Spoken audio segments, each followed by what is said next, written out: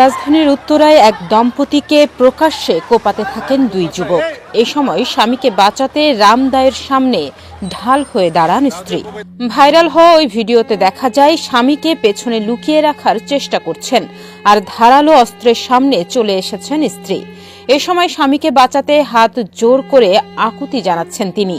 স্বামীকে বাঁচাতে স্ত্রীর এমন সাহসিকতাকে সেলুট জানাচ্ছেন অনেকেই। নেট দুনিয়ায় প্রশংসায় ভাসছেন ওই নারী। আহত অবস্থায় দুজনকেই রাজধানীর একটি হাসপাতালে ভর্তি করা হয়েছে। জানা গেছে, সোমবার রাতে উত্তরা ৭ নম্বর সেক্টরে এই হামলার ঘটনা ঘটে। এ ঘটনায় দুইজনকে আটক করেছে পুলিশ। আটককৃতদের মধ্যে রয়েছেন মোহাম্মদ মোবারক হোসেন ও রবি রায়। স্থানীয়রা জানায়, এই বখাটে কিশোর চক্রটির সদস্যরা উত্তরা সেক্টরের ভেতরে দ্রুত গতিতে মোটরসাইকেল চালাচ্ছিল।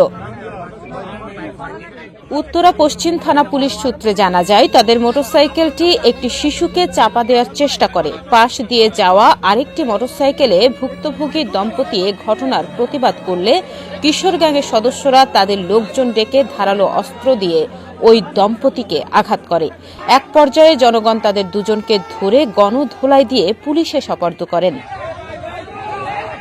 এ বিষয়ে উত্তরা পুলিশ থানার ওসি জানান, এ ঘটনায় দুজনকে আটক করা হয়েছে। যারা কুপিয়েছেন তারা সন্ত্রাসী। বাকিটা তদন্তের পরে জানা যাবে।